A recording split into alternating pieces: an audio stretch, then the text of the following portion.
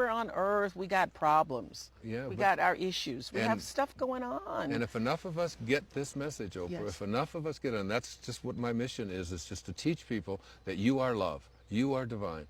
Put that into your imagination. I am well. I am happy. I am content. I am fulfilled. Even if your senses tell you that you're depressed. One of your people that called me when we did a pre-interview on here said, well, if I'm feeling depressed, I'm supposed to fool myself and say I am feeling well, even you if I'm can't depressed? choose another thought. That's Yeah, what I've learned. Absolutely. And it's like you don't say I am depressed, because if you say I am depressed, you connect with depression, and the universal source, God, whatever you want to call it, will align in such a way to offer you whatever it is. More that depression. Yeah, here's some more depression. I am unhappy. I am depressed.